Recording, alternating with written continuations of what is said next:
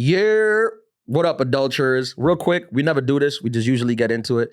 On this episode, I just want to give you guys a heads up. We do get into the weeds a little bit on politics, but we don't offend anybody. Hear us out. We're just trying to come to a conclusion. We filming this on November 6th. This is one day after Election Day. So we get into it. We don't pick sides. So just hear us out. And then we have fun at the end of the episode. Thank you guys.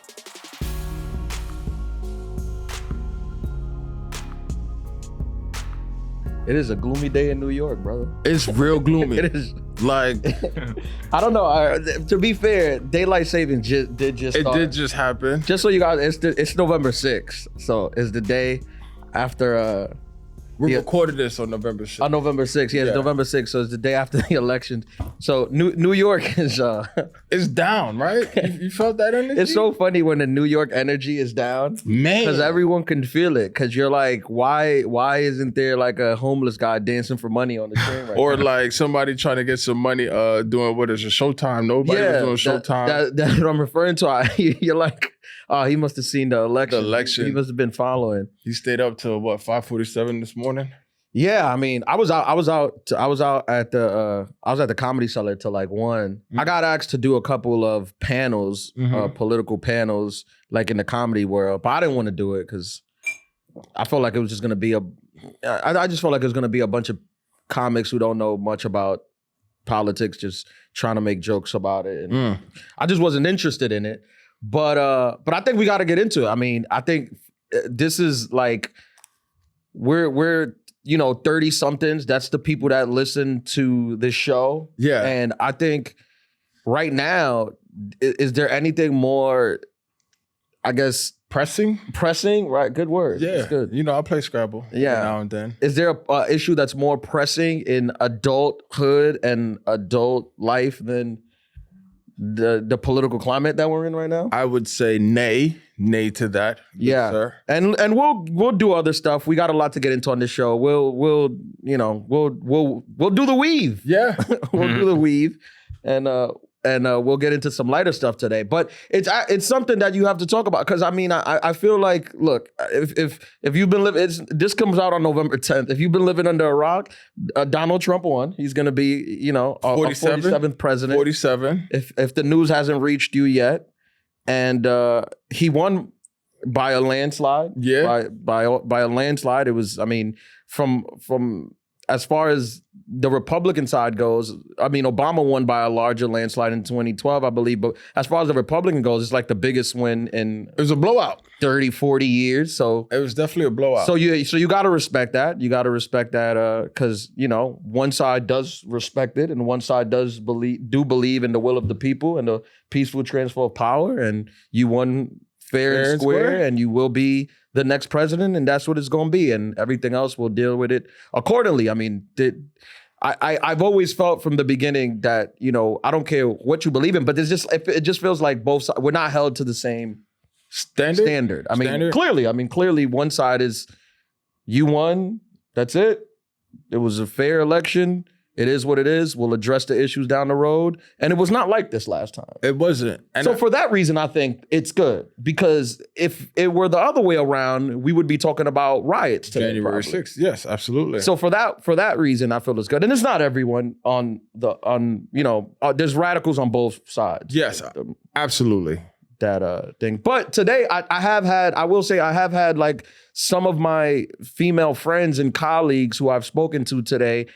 They genuinely do feel like it's one thing to not agree with somebody's policies, but I think it's something completely different for you as an adult to be worried about, well, if I get pregnant and I live in a state where things aren't available to me, there's a probability, I don't know if it's a high or at least a decent probability that if something goes wrong, I or my baby could lose their life just because these medical things were.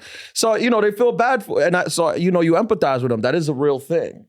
That is a real thing that, it's happening and feeling and landing on these friends, right? Right. With everyone. Right. And then discussing it. I mean, this is torn families and friends apart. Legit. My Instagram, on election day and today, my Instagram was just insane. I deleted. You was off of it? Yeah, I deleted off my really? phone. Yeah, that was a good move. I think I'm reasonable enough where I don't get involved.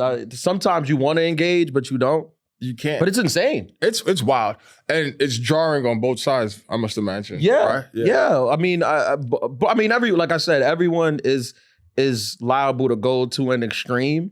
But there is one side that goes more extreme more often. I mean, I think that's fair to call out. Yeah. But I don't think most people exist in that world anyway. I think most people are just like, most people are voting for whatever they believe is like their best interest, which I respect. Best for their family, right? Yeah. So I feel like that nuance has, I don't know, it's become very tricky, especially like since 2016, honestly, but especially this last election cycle. But the thing is, what I've seen also before I deleted it today was a lot of prayers, a lot of people just praying. I feel like church, the synagogue, whoever is your chief pray master. I don't know. We love everybody on this show, but like there's gonna be a lot of visits to temples. Yeah, I mean, look, I honestly believe that everyone should pray and believe whatever they want to believe. Praying for America. First of all, I stopped dealing with politics and basically during the 2015. I mean, I've been in comedy since 2012. That's when I started comedy. But I was a political science major who was pre-law, I was gonna go work in politics. That was my path. I was gonna go work on a campaign. I would probably be some type of political strategist. And I decided not to. I completely got disinvolved in 2015. I just didn't like the place that we were in. I can agree with anybody on a political stance, but the hatred for each other, I'm just so against that, and that's just so silly. Like, even people now, like if you're listening to this and if you're listening to this and like you think that you believe what I voted for, and for that reason you hate me, like you're a problem. There's a problem with that, because I don't hate anybody for the reason, obviously, if you tell me I voted because I enjoy racism, and then that's problematic to me. But if you have a legitimate reason, whether it be taxes or even if pro-life is what you believe in for religious reasons, even that, I respect that. I don't hate anybody for any type of, other thing. But the hatred between each other, that's insane. That is very insane, and that's at a all-time sad level. But I wanted to say that, like, especially as a touring comedian, I feel like, you have a different perspective. You have a different view of what's really going on in the world. Like those of us that are based in, let's say, like the States where Kamala, am I saying it right? That she won, the New Yorks, the Californias, right? Our view of the world, especially our view of America, is very skewed, right? We're interacting with basically the whole world on a daily basis, right? So like even our interactions as people is, like they say New Yorkers are rude. Yeah, we might be rude, but that's because there's 100 million people living in a place designed for 8 million people. But you also are exposed to basically every culture of the world. So your view is different versus, the states where they might not have so much diversity. So like I feel like you could have predicted this outcome from your travels. Yeah, I'm gonna be honest. In 2015, I was on the road in 2015, when it was Trump versus Hillary. And on that one, I was going to a lot of like middle America, Bible Belt places. And I was coming back to New York, and I felt the disconnect was very big. Okay. I was like, guys, like I know in New York this is a joke, but over here, it's not. This is real. People are really invested in this. This is real. So going into that towards the end, based on what I had seen and what I had traveled, I did come back like to my family, to my friends. I did come back. I was like, I think he can win. I think he has a. It's not a joke over there. Yeah, right. This time, I definitely did think he could win, because obviously he had already had won. But this time I'm surprised that he won by so he won by like a large margin. Like it wasn't even close. It was a blowout. Like the people, like it was a across the board sweep, popular vote. The House, he's probably gonna get the House. He got the Senate. He got all the judges. He'll probably appoint 2 more judges to the court, which means when this is all said and done, Donald J. Trump will have appointed 5 judges to the Supreme Court, which, I always feel that the Supreme Court should be split. I don't want it to lean one way too much or the other. I think we should have both sides on this. I think that's one of the things that will go on because people are worried. I'm like, look, 4 years, they'll happen. It'll be whatever it is and it'll happen, but that'll live on forever. I mean, if he appoints 2 more judges, it's fair to say that in our lifetime, we probably won't see a more liberal court ever because he'll appoint 2 young people in their 40s that'll be there till they're 80. Those are lifetime appointments. Right, and there's a lifetime appointments, so for the next 40 years, it's fair to say that it'll be that, which is whatever though, it's the will of the people. That's the thing that I'm like, I feel like this is how the American system is supposed to be. There was an election, people voted, this is what they wanted, and that's what it is. If this is what, I'll go down with the country if that's what it is, if that's what the country vote for. I'm not one of these people like, oh, I'm gonna leave the country, I'm gonna do this. Where you gonna go? Yeah, first of all, I'm not wanted anywhere. That's number 1. I'm banned from like most of Europe. That's number 2. So this is the only place I could be at. Especially after that stash incident. Right, exactly. So I accept it. I'm here. Have you seen this man? I just figured with the holidays coming up, I just figured I mean, it's an adult thing. Like I've never been I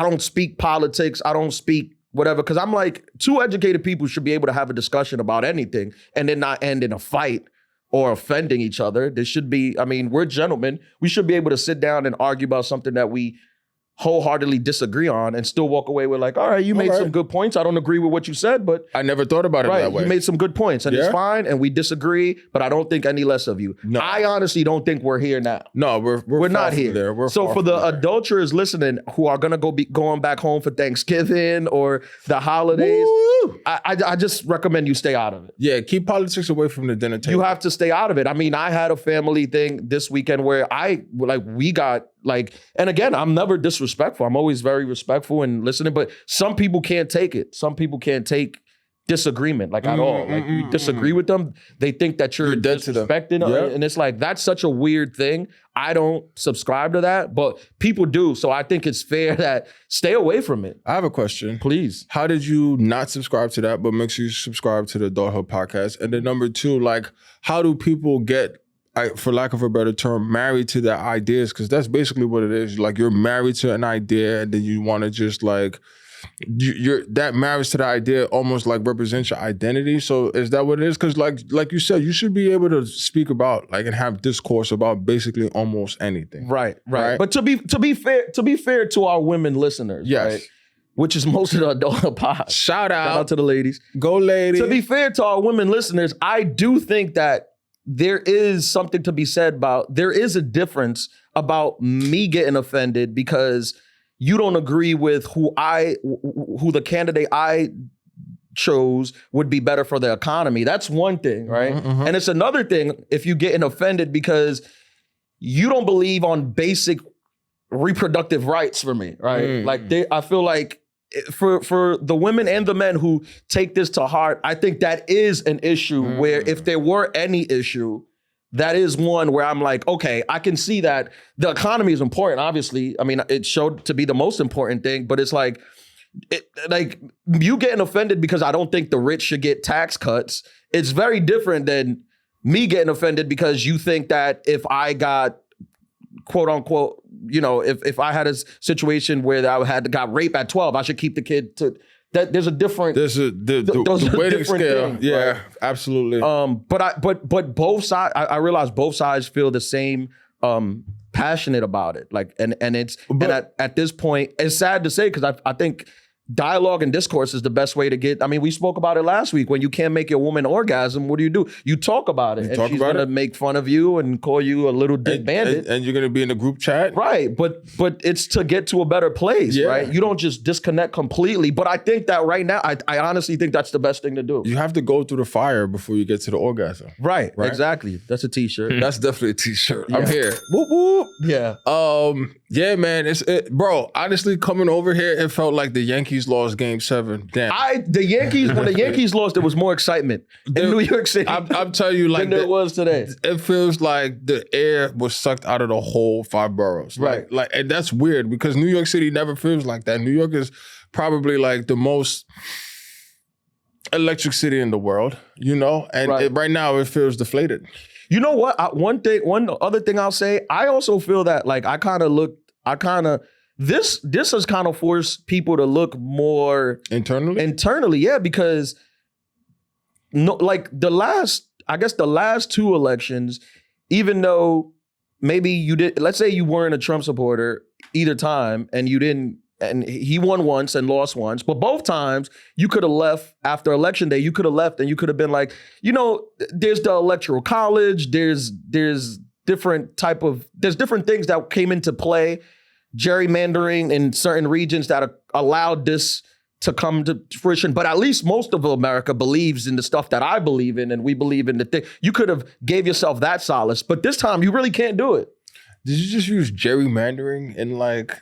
Yeah, that's in your pros right now. Yeah, what are we doing? Is this a town hall? Like, what are we doing? You turn it to CNN. Yeah, I'm gonna go by time. I'm sorry. I'll talk back about orgasms. It's on tour. Yeah. Wait a minute, gerrymandering? What? All right, I see you, brother. Poli sci. No, but it is like this time you cannot walk away thinking that. Like no, this time, you can't. And I'm not the most liberal progressive guy. I think I'm more center left than most things. So I have people that are so much to my left that some of the stuff that they say, I'm like, well, I completely disagree with your perspective on that. But this time I feel like if you voted on the left, you gotta look at yourself or look at the party and be like, well, most of America did not agree with you. That's the facts. That's just the fact. That's just the plain old facts. But like you bring up a great point of being more centered than, I guess, the polarized parties. And what about those people? I feel like we're in a really transitional phase of not just American society, but just society, period, right? Yeah, I mean, we're definitely trans. How you doing? This is like one of those pinpoints where you look back and it's gonna be like, damn, what happened in 2024? It started with Cat Williams, now Trump is president. Yeah. 2024 was wild, right?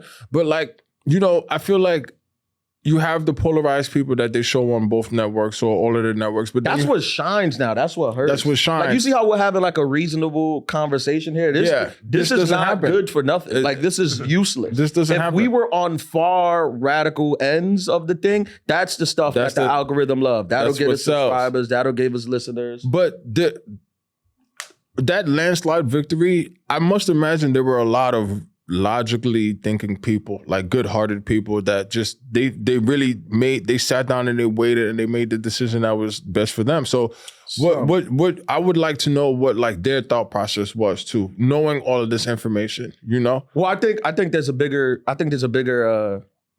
that's a deeper conversation. I think that I've been getting deep since 2003, you heard? the environment that we're in is so conducive, like I was saying, to misinformation and just wrong facts that everyone is just dealing with their own set of facts. Like I said, even with me, with my family, like we had a conversation over the weekend. We got together and it was when we were having conversation between us. And again, I'm out of politics. I follow it as an outsider. I'm not in it like how I used to be in it. I'm not, I know some things, but even having like a basic conversation with my family member, I realized I'm like, oh, you are so far down the conspiracy theory rabbit hole. You don't even understand. Like we can't talk because dialogue. No, we can't have a debate because we can't establish what's fact and what's not. No.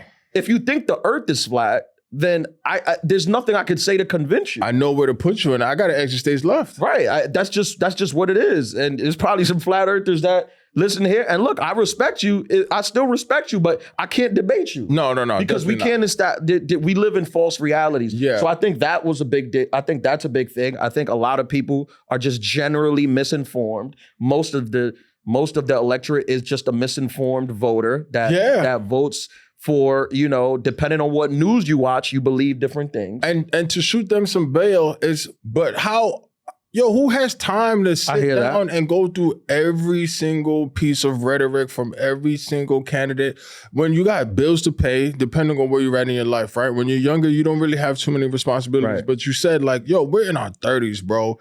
People are dealing with kids, people are dealing with mortgages, people are dealing with parents getting older, people are dealing with like actual like real life stuff. So it's sad that there's no dependable source for you to just get the objective facts and then you be able to like make your decision based off of that. You know what I really think is sad, and this, I mean, I hope this doesn't offend anyone, but what I really think is lacking in logic is the fact that the one party, the Democratic Party, has now become what is considered the party of elitists. They call the Democratic Party elitist. It's college-educated elitists. And the Republican Party has now become the working class party. And last night, in his, I guess, victory speech, the stage was full of billionaires. It was all white billionaires. Just today, it was announced that just on the election alone, Elon Musk's net worth went up $15 billion. So the idea of these people are the ones that care about the working class, I just think that if we stepped away from where we are right now, if we looked at it objectively and stepped away from the moment, because I know that there is a lot of people who are dealing with financial struggles, and I definitely think that they have a point. They have a real point. But if we step away from that, maybe look back at it in 10 years, and I show you a picture where there's 10 billionaires on stage that all had their stock portfolio skyrocket, and I tell you, this is the party of the working class, I mean, I think you're gonna laugh. I mean, if you walked into, I used to have a blue collar job. If you walked into any factory, any blue collar job, and I told you that the owners, not even the bosses, the owners of the company were for the working class, you would laugh, right? You would be like, the owner of this company is for the working class? But it wouldn't be fair because technically you are a comedian. What do you mean? If you told me that, I'm gonna be like, I'm gonna laugh because you're a comedian. Right. Well, that would be silly. But this is how far we've gone.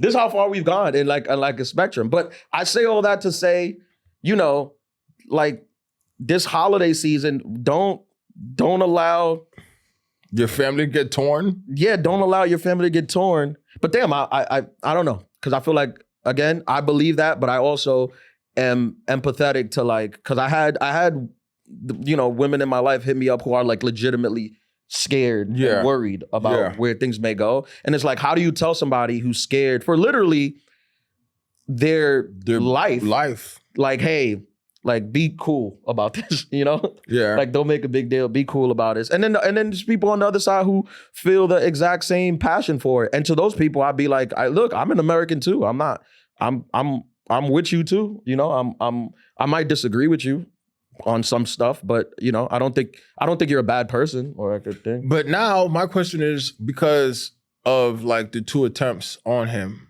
on DT, do you think because the polls are switching, do you think it's gonna be riots from the blue? I hope not. I think that's classless when it's done on the right. Either I think it's classless when it's done on the left.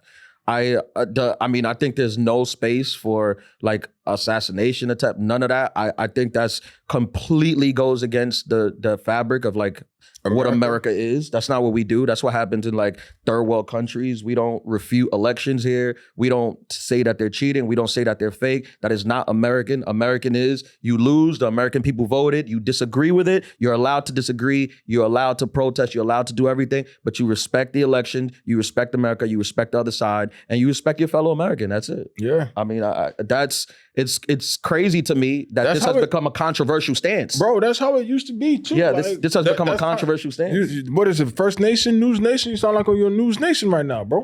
That's good. I mean, what's it? That's the channel? Yeah. Tucker Carlson? That's whatever. People get offended. I will say that I also think that me personally, because I kind of started, like I said, looking more introspectively, and I realized that I'm just not a person. I'm a team guy. I'm not an individual guy. Yeah. Like, I've never had a politician who I idolize. I've never had a politician in my life who I put his flag outside my house, who I put his flag on my car, who I put his flag on the bumper sticker. No, I would never do that. I mean, I know there's people that do that. I would never do that. I don't do it in sports. I don't have a favorite player in sports, and I follow sports. I don't have a favorite player in baseball. I don't have a favorite player in basketball. I don't have a favorite player in football. I don't have a favorite rapper. I don't idolize people. I don't. I'm a team guy. I have a favorite team, and I'll have a thing. And And in sports, obviously, it's different because in politics, I'm not a team guy. I'm more of like, well, let's hear what the things are. The best argument? And I'll decide what is the best argument for me. For the people, right? Right. But the idolizing of a person, I genuinely think that's strange. I don't have any idols. Is that because, what are you, Libra? Virgo. Is that because you're a Virgo? I don't know. I never really realized this, but just like now, like in thinking about it, like I said, thinking in, I'm like, oh, like I don't really idolize nobody. Like I never have. Like I was never like, I was never, I'm never like that. I cheer for a team. I cheer for like a system, a country. But do you think is that because we all have flaws? You know what I mean? Like I can't idolize somebody where it's just like, yo, that's a man. I'm a man. You bleed, I bleed, right? So it's just like, right? No, exactly. I think that's 100%. I don't think any of us are inherently like. We don't all just want to do good, right? Yeah, like we're human beings, so we all have like bad days and we have bad things. And I'll work with you. I don't hate nobody neither, but like I would never. I mean, you're not a god, so it'd be weird for me to treat you like you're a god. Mm-hmm. Like that's weird, like because you're not that. No. So it's like you're inevitably gonna mess up. You're inevitably gonna do things that I disagree with. So what's gonna happen when that happens? Like, are you no longer my idol? Like, I don't get it. Like, I didn't even like Jordan, never Jordan, Kobe, LeBron, nothing. Like, I appreciate them as a game. I never, I respect them, but I just was never like this is my guy person. Well, Jordan is my guy. And if anybody from Nike, Jordan brand wants to sponsor the pod, if you want to send all the gear this way, and he talking about I hear you. Nah, for sure, bro. I think again, it's also a thing about getting older too, man. Like our views, our perspectives, I've changed. Like this last year alone, with everything that's going on, it's just like I don't even have time. Like you said, team first, America first. What's going to be the best for the people? Like, how are we going to get out of this? Because a lot of people are still people feel like COVID didn't happen. Like, can we just take a second right there? These last 4 years for like not just America, but for the world have been some of the most traumatic times. You know what I'm saying? And I feel I'm definitely one to always move forward and keep pushing. But it's also like, you can't forget, like, man, people didn't get a chance to bury their family. People had people die on them. Like a lot of people are dealing with high level emotional stress. So it's just like to have this compound, it's just like, all right, like, if you listen to this on Sunday, that means the world is still here. You still got internet, right? Like, how are we gonna make this thing? In my honest opinion, I don't see that drastic of a change in most things. I think what will happen in January is I think a new administration will come into office. I think the exact same numbers that we're disavowing now, that people are saying these numbers are not true when it comes to like the economy, inflation, unemployment, those same numbers that people are like, this is all a lie. Those same exact numbers come February are going to be touted and praised. Like, look how good we're doing. Look how good the economy is doing. Look how good the unemployment is doing. Look how good. So the numbers aren't going to change. They're just going to be presented to you in a different way based on what you watch and where you get your information from. Yeah. And that in turn will have you believe that things are better. Even if I showed you and I'm like, look, this number is in February, but look, in October, when we showed you these numbers, you was like, no, they're not true. But we will still, and I say we, because I'm American, I'm part of it. We all that's just what's gonna happen. I think generally when it comes to like the economy. And then we'll get through it. And this happens every 4 years. Yeah, it's not, I don't hate anyone. I think the key is to come together and be more, be together as a people. Do you think that Americans are arrogant because our politics basically affect the world? How arrogant in what way? I mean, Americans are arrogant for sure. Just period. But like, does that add to the arrogancy? Like, we don't see no other world elections on our news broadcast, but I feel like this is world news. Oh yeah, I mean for sure is world news. I mean, there's a lot out there that the world is in a bad state. I don't want to say a bad state, but definitely in a volatile state. Yeah, right now. Definitely. So there's a lot of things that have to that we're gonna see, but the Adulthood pod will still be here. Holla! We'll be helping you, navigate through life, make jokes through it. That's what we do. The only reason I even brought the topic up is because we do talk about this real life. And I know I know for a fact that this is a real issue between families, kids, and their parents. Yeah. even partners who disagree on things, who are on the brink of like breaking up. People were sending me messages and asking me if I could talk about that, which is like, I mean, theoretically, you and your partner should be able to be together if you have different views. But just right now, in the place that we're at right now, is just so polarized that it seems tough. But the election came and it went, and we did the thing that we were supposed to do, and this is how it played out. So I think, I'm not saying that you don't stand for what you believe in if you disagree with whatever this administration will bring forward, but be respectful about it and understand that, you know, the American people spoke, and this is what they decided. This is what they decided. And if you're in the minority, you're in the minority. You'll have another chance. That's what's beautiful, hopefully. That's what's beautiful about this system. Right. That in 2 years, they'll be talking about who's going to run again for both sides, actually, because he can't run again. So, no, he's done. So for both sides, in 2 years, it'll come back around, and you can raise up all your issues again. And that's not to say that you can't raise issues now, but I'm just saying, now that we've gotten through this, let's go back to just at least us being Americans and letting I feel like the politicians on both sides have convinced us that we're the enemy and divided us to go up against each other. Yeah. When meanwhile, they're both rich and successful. Like, regardless of what you think, both Donald Trump and Kamala Harris are wealthy people that are going to go on to live wealthy lives, regardless of who's president and who's involved. Like, to become more wealthy. Right. Keep that in mind before you attack somebody else because they disagree with the candidate that you love. The candidate you love is a millionaire, and the other one is a billionaire. And they're both okay. She's going to be doing $250,000 speeches. Of course. They're both okay. So let's not tear each other down. Yeah. Have the poor people fighting off what and the billionaires are eating caviar. Yeah, fight.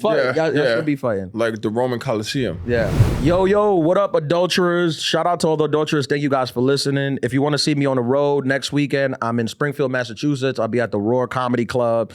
That's the 22nd to the 23rd. And Thanksgiving weekend, the 29th to the 1st, I'll be at the Tempe Improv in Arizona. So come check me out. Real quick, just plug in the special, December 21st. The first show is almost sold out. We added a second show. It's an earlier one. We added a 6 p.m. We got 6 p.m. and 8 p.m. 8 p.m. is almost full, but if you haven't done so, go on ianlaralive.com and get your tickets for my special taping. I hope to see y'all all there. How you feeling, Carmen? It's been a tough day. Yeah. This is your podcast. I'll keep my mouth shut. I think it's difficult. You don't have to. You're welcome. I think it's difficult for the male people I care about in my life to just with women's bodies. I'm from Ohio. And I have family members who have been directly impacted by reproductive freedom. So for me, it's difficult to even move past the argument of bodily autonomy when the person who we've chosen to elect factually is a convicted rapist. And that's not controversial to say. It's just a fact. Yeah. That's it. That's all I'll say. I think everybody here knows where I stand. I don't have a ton of respect for the president who we have elected. I think he's a racist and a xenophobe. However, I'm always willing to sit in dialogue with those people in my life who continue to support him. And you have that. You have a lot of that back home. Yes. With my extended family members who I spent a lot of time on the phone with, and I'm going home for Thanksgiving. So. That's tough. Thanksgiving's going to be tough. It's going to be tough. Yeah. Thanksgiving. But it'd have been tough. We've chosen either way. It'd have been tough either way. Yeah. It'd have just been easier on you this time and tougher on them. Yeah. We're booking a lot of jazz shows and random shit to do, so we don't have to talk about it. So what do you think? Do you think that not talking about it is best, or do you think talking about it is best? How do you feel? I think it depends on the person in your life. Like, for example, my grandpa is so far in a universe of like true delusion about like what is factual and what is not. I have people like this. I have a bunch of people like that. With him, it's like, what is the point of we're looking at the Adulthood logo and you're saying it's green and I'm saying it's red, or I'm saying it's purple. Sign, or you're saying it's red and they're saying it's an demon, Oreo cookie. It's a demon sign. It says Brooklyn. To call Satan. It's a way that it's a call to Satan. The way the tea is made. No, that's literally. To call Satan. And I'm a harlot. Right, yeah. We can't have But I did flip my dad this election to vote the way that I voted, which was progress. So I think you have to take your wins.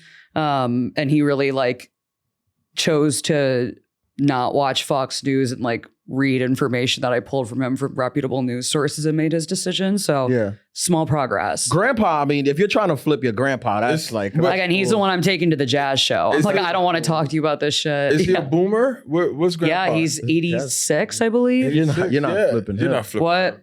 No. So did he live through World War II? Yeah. Was he around? Yeah.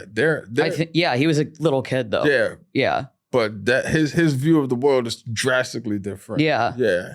I know. It'll be interesting if the country's still intact. I'm like, I wonder like what types of people will be running when we're grandparents and like, will we care? That is a very great It'll be point. the same. You think so? Yeah. Not the same as what it just was. It'll be the same in that there'll be a candidate where we feel completely disconnected to, as your grandfather probably felt. I mean, respectfully, I mean, your grandfather grew up in an era where women weren't allowed to like own property. Yeah.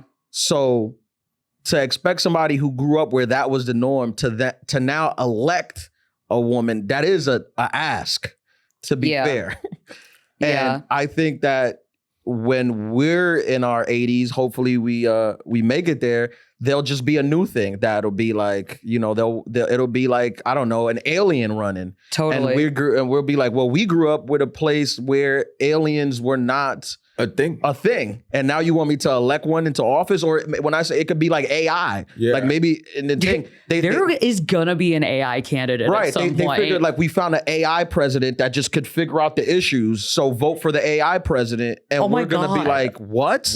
I'm not voting for an AI president. And then your granddaughter is gonna be like, what, do you hate women? Literally. And you're like, no, I don't hate women. I just don't think that AI hate computers. and that'll be the thing. I think that's cyclical in the sense of, oh my God, that is an insane thought. We could in our lifetimes, I think we will totally I think it's inevitable. I think there's for sure this will happen. That's crazy. The scariest thing is, what's the movie? Oh man, I'm drawing a blank. Idiocracy? No. That's a deep pull. This guy's 2 for 2. Good, right? Right? Oh my God. But it feels like that's more of what do palm readers do? They get visions? That feels like a vision of the future. Because like we're heading down that path. Everything is on demand. Everybody's just jacked up. Intelligence, you don't have to be the most intelligent person to win. Have you heard of Idiocracy? Have you ever heard? Yeah. And I watched it recently. Like, what the hell? I was just like, this movie's crazy. It's predictive of the future. Been talking about it at how that applies now. How like he's a reality star? Like, am I tripping? Yeah, like tell me I'm tripping. He gets what is it? He gets frozen or something? He gets frozen. And then he comes back like 100+ years later. And then when he comes back, the people have gotten so stupid that he's now the smartest guy 100 years later. 100 years later. Which there's a fair argument that, you know, we are getting it. I've heard this argument made by a lot of thought leaders where they're like, the idea of thinking that unlimited information will make us smarter is just not the truth. And I think we're living in 1984 where we're the trolls, where we're just inundated all day long with porn. We're on social, like we talk about it on this podcast, and look at the way that the algorithms work. Yeah. We spend all of our time looking at human bodies. We've spent the last 50 years defunding public education. Yeah. and here we are. But not even like, and it's so it's so like insidious because not only like defunding public education, but like certain programs. So obviously like curriculum, right? But something that's as simple as the gym, like cutting, especially in New York, cutting out like physical education programs like that. People don't realize how detrimental that is in the long term of people's lives. And then now you have all these Ozempic babies. No, and I get it. Like I said, I get it because people are working and people just want to pay their bills and go to the store and take a vacation with their family. And I that get costs $100 million. But I think we should move forward, or we should normalize the idea of being a single issue voter is not conducive to a democracy at all. Yeah. You should be able to expand your reach. One issue can't be the thing, because if you allow it to be one issue, then you will vote for a candidate based on a single issue, even if he has 100 more that'll go against your best interests. So I think that's a thing too, where like there's a lot of single issue people, which were like, this is the only thing that matters to me. The only thing that matters to me is, some people were talking about PC culture. And I'm like, the idea that because the president speaks how he feels, you can also, it's just provingly not true. The most strenuous times for political correctness was 2016 to 2021. When that era passed, the floodgates opened up. I mean, watch the roast of Tom Brady. That would not have played between 2016 and 2021. That happened this year. Like, because Right. Tom Brady, And people are arguing about, crazy. like, you can't say the stuff. They're on Netflix, live on Netflix, saying it, calling each other gay and making fun of homosexuality, live on Netflix. And people are making the debate that you can't say the things you want. I mean, people are making millions of dollars on podcasts for saying what they want, arguing that you can't say what you want. Yeah. Which, whatever, you're pulling at people's heartstrings. You're pulling at what people feel, even though deep down you know that that's not exactly correct. You know that there's a spectrum, right? Yeah, people get offended, but you're not going to prison for saying what you want. There's actually a big market for people who are saying what they want, who have become famous, who would be otherwise irrelevant. That's one of the things about the anti-woke people. I'm like, if woke culture didn't exist, you would be irrelevant. Yeah. You'd have no cause. This whole cause that you have about like, I'm free, and it's like, you've made a career out of this, and if you didn't have an opponent, you'd have no cause. So deep down, I'm like, you kind of are cheering for the woke thing, because you need something to fight. You need something to anchor. And I'm a comedian. I don't like woke culture at all. In fact, that's one of the most things that, not one of them, but I mean, not the most, but one of the things that stress me out the most is that I do feel that now the woke thing is going to come back now, because you're going to have somebody at the top who's going to be saying offensive things, and the industry is going to try to overcorrect, which they did from 2016 to 21. You can't do anything to the president, so what you do is it trickles down to us. And I'm a black. I'm not going to be affected by it. The industry, when they want to get back at white men, they come to me.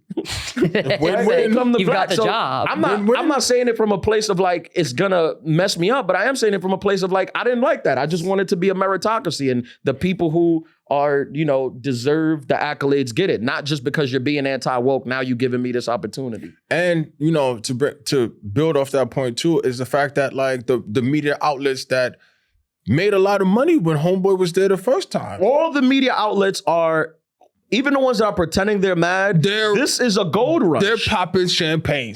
Let's just be honest.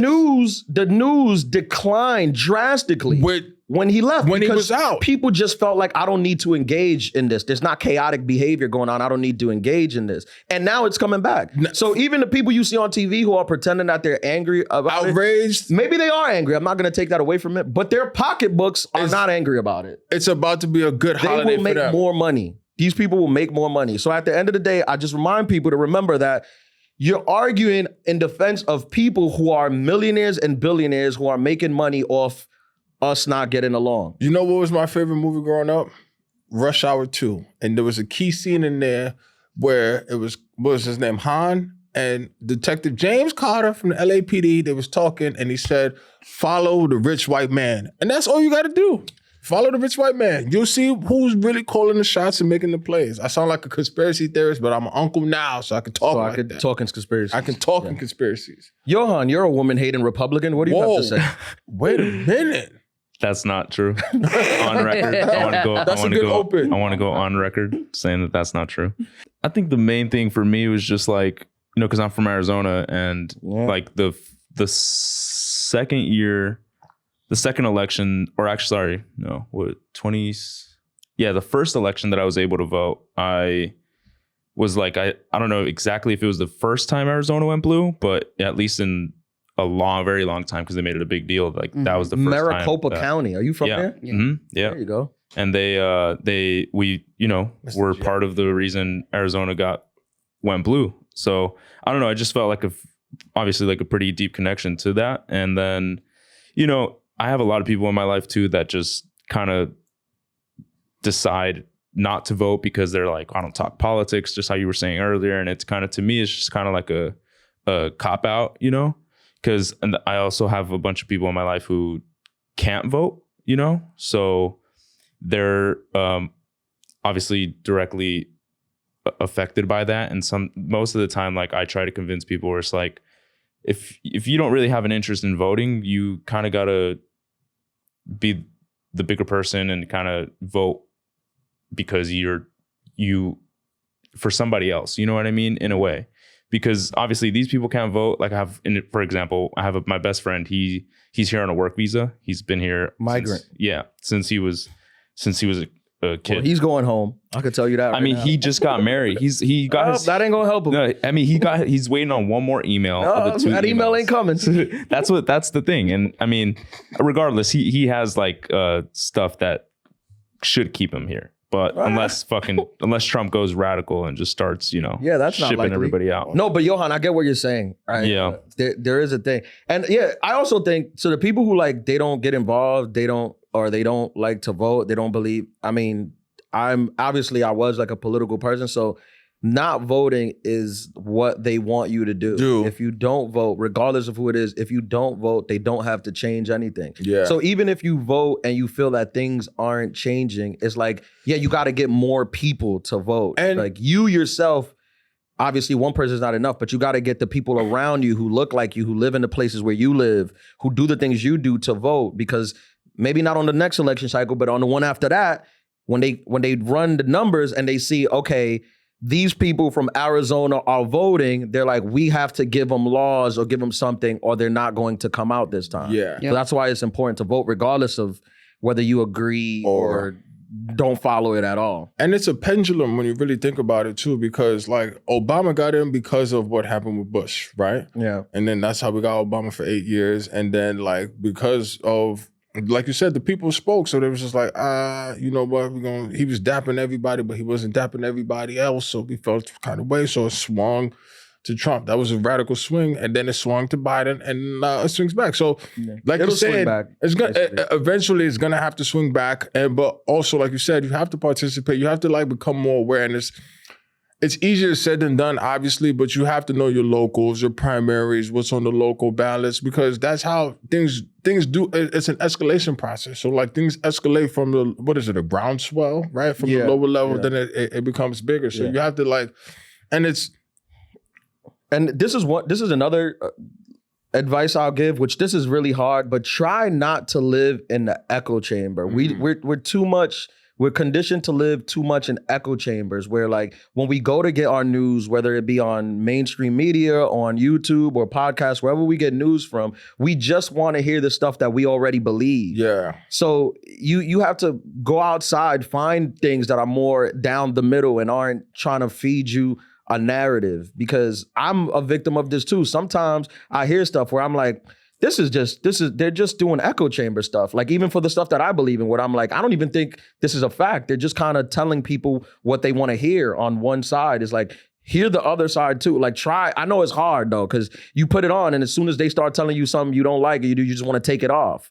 But it's important for you to know how both sides of the spectrum operate and how both sides think. And how they, the best example I have of that is sports, you know, where you actually have to watch film of the other team. Like that's a part of the process. Right. And I think that people get so like pigeonholed, or like they get so like locked into their perspective that, like you said earlier, where they don't want to disagree, but like there's no critical thinking in that. Like you have to be able to, I personally feel like if you want to pick apart somebody's argument, you have to like try to like argue it from their side and see like, okay, this is where they're coming from, like a lawyer, right? This is how they're making sense. And then now it's like, oh, okay, that's the flaw in the argument. That's the flaw in the argument. That's not happening. Right. And I guess the last thing I'll say is, look, if you are a listener who's Republican or you voted Republican and, you know, you feel strongly about what the Republican candidate could bring into your life and our life and make it better, you know, I'm with you. Let's see. I support that. I mean, they don't have an excuse.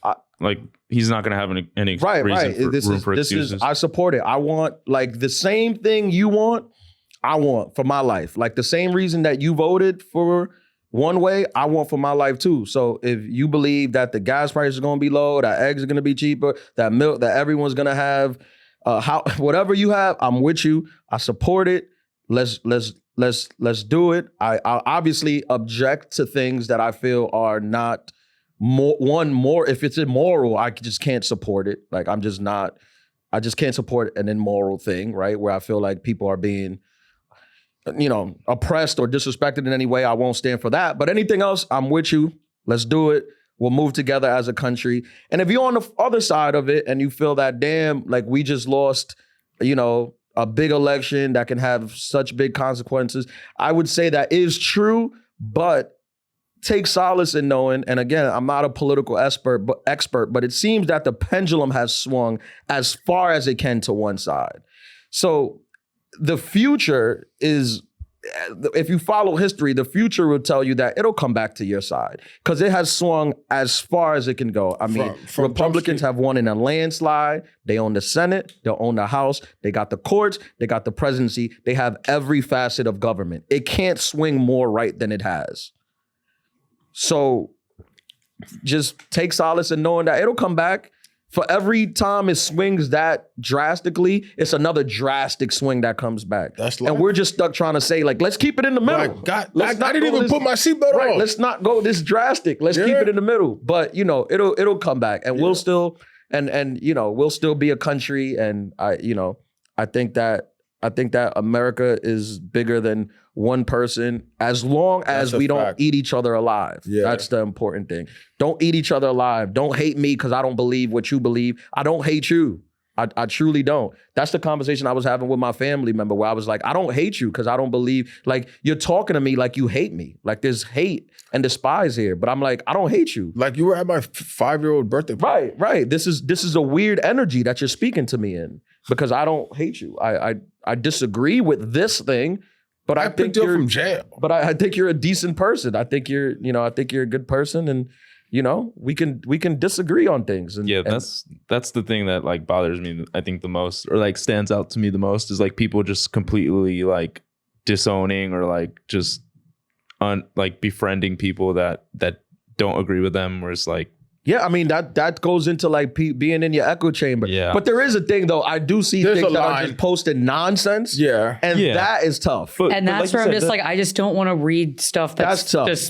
That's like eating out of the trash. Right, I'm like, why would I waste my valuable life on But I find most people don't exist on those extremes, right? Yeah. Most people are not on those extremes. Most people are reasonable. Most people are in like the middle. I mean, I have them on my page. I haven't unfollowed anyone. Yeah, it's like once in a lifetime, like that person from high school where you're like, what? And you have to go. Yeah. Nah, definitely a lot of muting going on. Yeah. Because because like you said, you're posting just nonsense. Garbage. Like, it's nonsense. But that's a good point. And it's just like, I feel like those people are actually like NPCs, like non-player characters, where it's just like they're people, but there's not too much going on up there. So like they're propagandized. What they see is just like somebody posted a photo today that I saw. It was a picture of Trump. He was standing there and like, I guess it was from last night. All his supporters was like touching him. And the way the picture was designed, it looked like he was basically God. Like they was like lifting him up. And then up top, it had a quote like, when God trumps all, something like that. Like when God wants what he wants. And that I was like, that's hard not to, There's literally people that think that he's the second coming of Jesus. I have people like that in my family. That's they're NPCs. I'm sorry, they're non-players. I mean, like, come on, so, like what? I mentioned this like a couple weeks ago. Like my best friend's dad, he's a pretty public Trump supporter. I mean, he doesn't go like and post like this crazy shit online, but he'll talk about it in conversation if you're around him.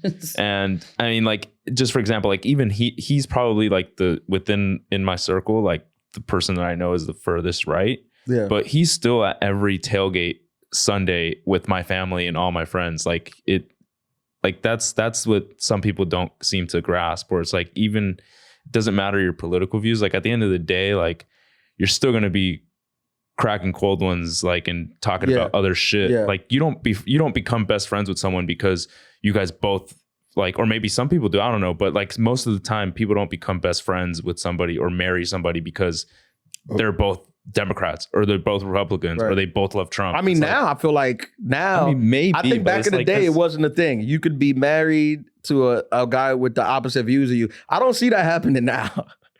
I don't see a household where last night the husband is happy or the boyfriend, the husband, because it's back in the day but the boyfriend is happy and his liberal girlfriend is sitting there crying on the floor. No, definitely not. I don't see that happening anymore. No. I mean, honestly, I think there is. Like, I have friends who used to always, like, especially in Arizona, like there's people that voted blue like previous elections, and this election they voted for Trump. And it's because. Well, I mean, look, I know people who have done that. I know people who have done that. But, I think in 2016, his campaign, I mean, it'd be tough to argue that his campaign wasn't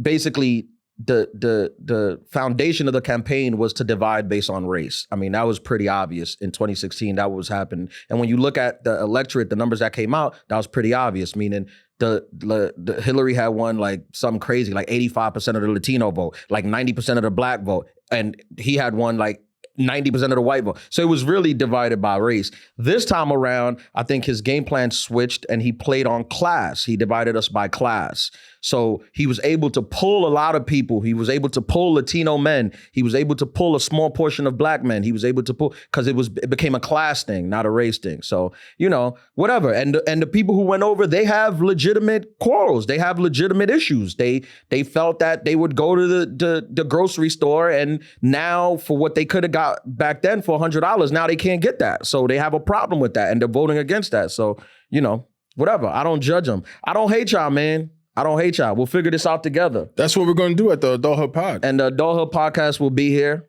to guide you through the way. By the way, this is volume 83, Sunday, November 10th. Hey, guys. Thank you guys for always listening. Thank you guys for tuning in. I hope I hope people heard us out to the end and people didn't turn it off because they didn't like what they was hearing, which is like, this is what everyone does. If it's not an echo chamber of what you believe and what you hear, I'm not going to listen to it. Yeah, you just turn it off. It's like, allow people to speak different opinions, because if you allow them to express it, you can see that sometimes you just come back and meet at a place where you're like, okay, well, I can accept and respect that. That's a fact. But let's do some fun stuff, man. I know this was like kind of a heavy episode. Yeah. The city is gloomy. The homeless are off the streets. The migrants are back in their country. And the economy is doing great. Yep. So let's talk about the holidays. Let's talk about it. You got any Friendsgiving plans? Actually, no, I don't. Have you ever done a Friendsgiving? I've been to one, but I've hosted one and I've been to one. You hosted one? Yeah, but this is years ago. Nice. Like fresh right out of graduation from my esteemed university. I've never been to one. Isn't that crazy? No? Yeah. Yeah, I've never been to a Friendsgiving. But the thing is, too, what's up with my friends? They don't like you. I know they be having them. I see them on Instagram. But you're always on the road. Maybe I'm always on. But friends, maybe I'm always on You're the definitely road. always on the I've road. been here. You've been here? Because I remember being here on a Saturday, like, oh, my friends are having a get-together.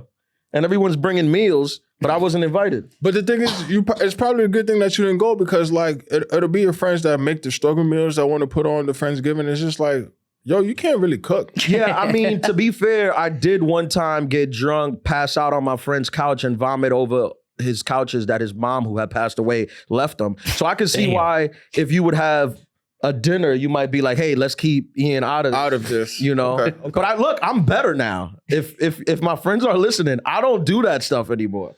I haven't vomited in like 2 years. We should have did an Adulthood Friendsgiving. We should. What do you mean we should have? We have time. We should plan it. Like, what I'm would you saying, bring? where you guys I'm interested in what the whites bring. What do I bring? Yeah. But she's from Cincinnati though. They got a lot of soul over there. Oh my God, no. I'm like, well, give me a category. I'm like, are you giving me, okay, I'm a good cook, first of all. Are you? Oh, yeah. What's your dish? Really? My dad's side of the family's Italian. Oh, okay. So now you respect. Yeah. White I'm half Ohio white. You got to lead with that. Yeah. Well, give me a category. I'm like, main, side, dessert. If we're planning a Friendsgiving and we're like, bring a dish, what you bringing? Honestly, I think I'm going to go dessert, because I feel like everybody... Cupcake. Now, look. Now I think I'm doing like apple pie. Upside down homemade peach cobbler with like this biscuit moment on top, honeycomb ice cream. Okay. I don't fuck around. What? You make a peach cobbler? It's crazy good. I'll make it one time. I don't know what the special occasion would be. I feel like we had a lot of birthdays that just passed. We're gonna do a Friendsgiving. We're gonna do a Friendsgiving, like on live. What would you bring, Johan? I can't cook, so to be honest, I'll probably bring like some wine.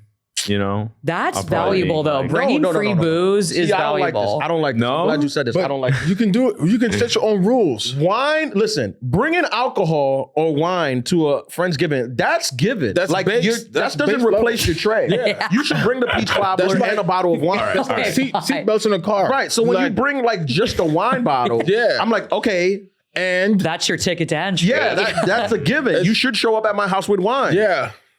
That's automatically baked in. Yeah, I guess if I was still like in Arizona and living where my parents lived, I'd probably have my mom cook something. Smart. And then Great tactic. That's fine. There's no rule that says you gotta make it. Yeah. Now you just gotta contribute to it in a good way. So it gotta be. Don't bring me no nonsense that your mom made. It gotta be good. Now here, if I was, I'm alone here. I don't have. But you could go to a restaurant. You could buy a tray. I guess that's welcome right. Yeah, Costco mac and cheese. Yeah, I guess that's Costco mac and cheese. This is what I was gonna say is that like you gotta improvise. So like you can get the big chicken wings from the Chinese place. Yeah. Okay. And you've done that? Yeah, I've done that. Wow. That saved the party. Yeah. See, I haven't spent enough time Chinese here to chicken. know 50 piece. You come through like you don't want to be there at the beginning because you don't want to have to go through the struggle dishes. And then like you come through as a savior where it's just like you see the food that's there where it's like, oh, okay, they didn't really know how to cook. They undercooked that one. It becomes very apparent very quickly. Yeah. The tray of wings, you saved the whole party. No, wings, fried chicken, look, say what you want, but fried chicken is like American Express. It's accepted Everywhere. That's Everywhere. always. We you did can bring Popeyes fried last chicken year. to a vegan's house, and they're gonna be like, "Good call." Yeah, that's pretty good. But Johan, what would your mom make? I mean, see, so I guess I moved out here when I was 20. So I guess from 20 to late 20s, I think that's when everybody has most of their Friendsgivings. Yeah, but haven't had any out here. Because I usually always go back for Christmas. But if like for potlucks and stuff when I was in high school, I would just have my mom. She has a food truck in Arizona and she makes Mexican style sushi. Oh, whoa! This guy's talking about bringing wine bottles. I know, right? You can pull up to my house with a Mexican food truck. I mean, that is the king. That's what you bring to. That's crazy. That's what I would. I'll bring wine. That's what he was doing. If you showed up with Mexican sushi one year and the next year you showed up with wine, I would think we had a falling out. I would be like, what happened? Yo, what happened? What did I do something What wrong? did I do last year? That you rescinded like this? You missed his birthday. Yeah. I also think Friendsgivings are really good. Like if you're dating someone and you're new in the relationship, it's a crazy good litmus test because it's not like a pregame or like something like that where you can like say hello and be in your own corner. Like this is extended time in someone's apartment where you have no choice but to look at each other and like, are you asking good questions? Are you getting along with strangers? You ever bring a date around that talk too much? Yes.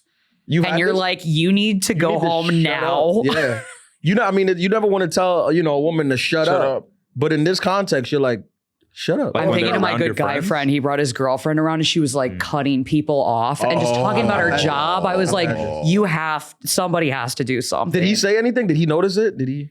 He certainly, like everybody's, and like, I love when a group can silently all agree and be like, oh my God, this is crazy. Yeah. He knew it was bad, but he didn't say anything. What about the opposite? What do you say in this situation? I had the opposite of like, they're more of a recluse and they're shy. I don't mind that. Shy is fine. No, but not when everybody's just like, Bro, you can't go wrong with shy. Shy is a good thing? No one, look, it's not a great thing, but no one is going to be offended that you were so shy. I'm just going to go on with my night with my I'm just going to live my life like you're not there. Okay. But if you're blabbering off at the mouth while I'm trying to make my jokes, that's all I got. That's all you got. That's what I brought in place of a dish. So if you cutting me off, what am I here for? Messing up your whole routine. Yeah, so how do you play it if in the times where you were brought along? Me? Yeah. I'm the shining star. Like, I know how to shine it. I'm serious. I know how to, in a party situation, I know how to crack it. I hang out with a comedian every, Tuesday, right? Well, I think my thing is because I'm a comedian, I get brought into the environment as the comedian. So I kind of just got to chill out and be like low key. I'm like a sniper. Like I'll get in my jokes like very strategically and from a distance. Because I don't want to control the situation. With me, it's automatically, did you play sports, right? So I have to like neutralize that. Yeah. And then also like I have to address the elephant in the room. Yes, I have a gap tooth. Fall out. You know, I'm on. It's just whoop, whoop, whoop. Yeah, I appreciate that. You don't just let that go by. Yeah, I don't let that go by. But it's also, I think it's also like a self-defense mechanism now that I think about it, because then I've let you in as far as like I would like to, and then I could, I could peel back because I'm actually really shy. I'm an extroverted introvert. Yeah. No, I'm the same way. Where it's like I do shows every night. I'm in front of people. I don't need to go to a party to be the center of attention. Like I'll be the one in the kitchen. When you're with your friends and family, you should be off the clock. Right. Like you're just that is okay. But to go back, because I think that is an amazing question. Like, what do you do when someone is just so horrifically like ruining the conversation by talking too much? Do you try and change the subject? I've had this happen to me. You can't tell them. I'll tell you what you don't do. Don't tell them shut the fuck up in front of all your friends. That doesn't work. I'm not gonna say I did that. Adulthood pro tip. But yeah, adult pro tip. Do not tell your partner to shut the fuck up because they're talking too much. That's in the middle of a friend situation. That gets dangerous. They get mad. I don't know. It's crazy. Yeah, they get upset at it. Alcohol is involved too. Whew. Okay. I never had it. It's a weird thing because like, what do you? Sometimes they talk more because they're nervous, and then you're just looking at them like, "What the fuck are you doing? Like, stop talking about your job. You don't even Nobody talk cares. to me like this. Like we don't talk this much. We're and you know the story isn't that funny. Yeah. Oh, that's more. That's offensive. the worst. That's the worst. The no funny stories. Yeah. That it's a felony. I'll be like, stop. Doing yeah. Like, what are you doing? Stop doing that. I will say like, all right, cut to the chase. Like, you'll say that to a stranger? I've said that to partners before. Oh. I've never said to like somebody I'm at a dinner with who I don't know. That'd be a little crazy. I'll try to like, sometimes I've had this where I'll try to punch up your story. Like I'll try to make the story more exciting. Okay. Yeah. Let me give you an assist. Like I see it's going nowhere, so I'll start asking questions so you can exit it. Like, so wait, what did he look like? What was he wearing? And then he was wearing a blue shirt. And then I'll tell my blue shirt story. You produce. And save you. Yeah. Now I have a question. What about like the person that they're not getting the feedback in real time and they're just resisting and they're just like solid. Like, do you leave? If it's your partner? Yeah. You like take them with you? Like we gotta go? Hey, we gotta go. Nah, I don't think you could do that. You don't exit stage left? I think you bring it up very passively. Like, hey, baby, I noticed that the other night when we were together with all our friends, you wouldn't shut the fuck up. So what is that about? But it's certainly not night of, because not night of. You've had wine, you're socially exhausted. Okay. Right. And I know this, women get, I've heard this from women a lot, that sometimes they get nervous, like to meet your friends and your family. That's true. And they'll, like, their thing is just to talk a lot. Overcompensate. They'll I've done that before. Blabbering. Especially like if you come from like a big boisterous family where it's just like, it's all jokes. So like, that's what I was going to say too, is like, do you give the prep before you go to the function? Like, hey, this is my... And then they're like this, and then this is like, do you give the scouting report before the function? I don't really give prep. I'm learning more and more from being around my family. I think I got to start giving the function. Yeah, you got to give the prep. You got to give the scouting report. I think I mean, it's not, but if you don't know what you're walking into, if you're not prepared, what if, what like you bring me around your grandfather and he's like, back in my day, we used to own you. Yeah. Like grandpa. But if you he's not that bad. But if you tell me like, hey, my grandfather, sometimes he has ideations of slavery, so just be cool. I'm like, okay, I get it. That's a movie.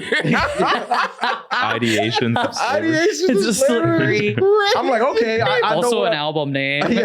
I know what I'm walking into. Crazy. Yeah, but you got to give that prep. You got to give that prep.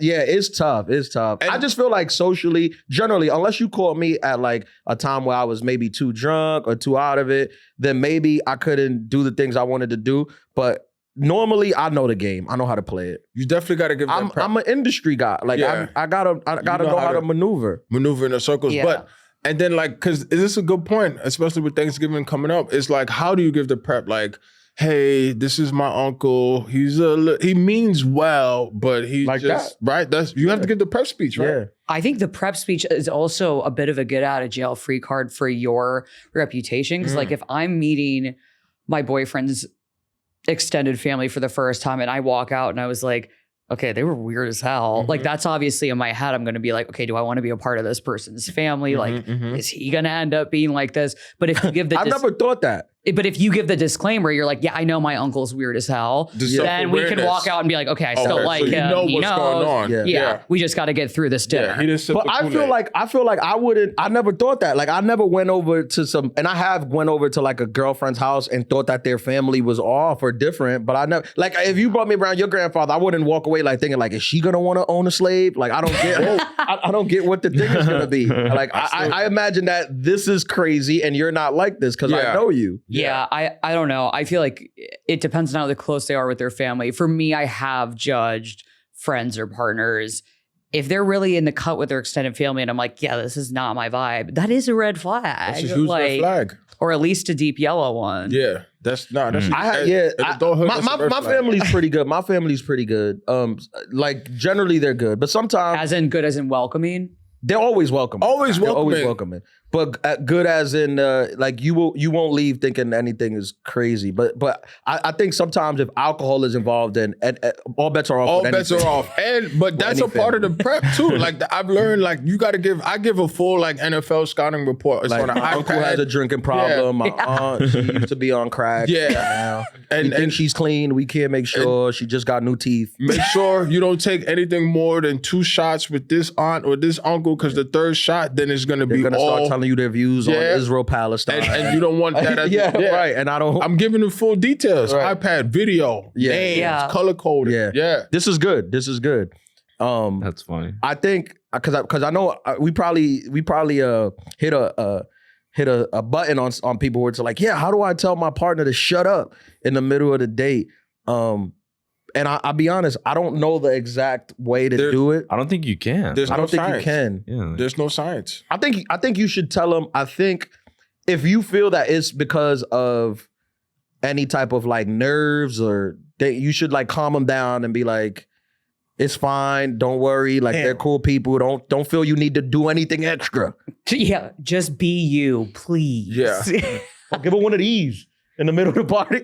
But my thing is, we should have a sign. I like swipe my nose. That means wrap it up. I've given the girl one of these like from across the room. I'm stealing that. Yeah, sometimes you gotta go old school. You don't want what's coming with this conversation. Also, that's because if you say shh, they think that it's a secret, that you picked up on something that you're gonna tell them about later. And they'll just shut up. They'll be like, all right, like you'll tell me later. And you'll be like, I got you. And then later you say nothing to them. That's why, you hold it down. That's funny. That's actually a good one. That's it. So that's the answer. That's the thing about adulthood. Sometimes we figure it out on the spot. Yeah, definitely. So if you're at an event and you want to get your partner to stop talking, don't be afraid to give them one of these. That's what I was gonna say too. Is that like, is this the first time that you're meeting the family, or is this like you've met the family a couple of times? Because I feel like it don't matter. Nobody wants a blabbermouth. Less is more. True. Less is more. Yeah. Have 2 prepped anecdotes. Yeah. How'd you guys meet? And what funny happened to you at work in the last 6 months? And let's keep to that. And make sure your anecdotes are, maybe run them by your partner before you walk into Thanksgiving. Like, hey, abortion is weird, huh? What does everyone think? Make sure you run it by it. Keep it cash. Keep it very cash. Keep it casual. This food is good. Oh my goodness, who made the cranberry sauce? Compliments. Keep it. Is that always your dish? Right. This should be second nature. Keep it moving. Yeah. Right. And even that is, you got to tiptoe because that could turn political. That's you got a vegan dish on the plate. They're gonna be like, okay, here we go. I bet she's with Hillary. Bloods and Crips in there. Right. That's a fact. That's a fact. It got to depend on the food, right? Don't show up to your partners with a vegan lasagna and you come from a long line of meat eaters. Don't do that. I feel like it's safe to play if you're going over to like a family or a friend's house you don't know people. So I'm like, really good carb, like really good potatoes, really good mac and cheese, rolls. But I'm the like, thing is, can't go wrong. But to be fair, and you don't want to make things racial, but no, if your race is not known for making this dish, Don't try to go into their house, their arena, when they're known for making that dish, bringing a dish that you know they're not going to think. I'm not bringing a lamb ragu, all right? I'm not bringing a lamb ragu. That's like, not my style. Like you said you're half Italian. I wouldn't go into your Italian house with like penne alla vodka. Come on. Thinking like you got to try my penne alla vodka. No, I won't. Yeah, you wouldn't be welcome back. Right. Exactly. So for the whites, don't try to go into your Latino or your black boyfriend house thinking you're gonna make a potato salad or a mac and cheese. That ain't your thing. That's a good blind spot. Yeah. Okay. That's a good Because sometimes they're trying to like I'm trying to think of a safe play. a dessert is always safe. A dessert is the safest. Dessert is It's safe. honestly And safe. where you can really shine and people won't be pissed. Like nobody's mad that there's another pie. And even if you And drop also, the ball, it just has to look good, really, because most people get too full to eat it. Yeah. That's the take home. So it just has or to their look ants good. are on there like, I'll just have the little Yeah, it just has to look good, and Yeah. you're good. Yeah. And you're good. Yeah, that's the take home. That's the Adulthood podcast. Like we said at the top, I know it's a heavy day. We love you. We love all the adulterers. We love all people. I love all people on both sides. Everyone is good. We're good. We'll be here. We'll get through it. Leave us a voicemail, 347-378-9423. Adulthood podcast. Rest in peace to DJ Clark Kent. Peace.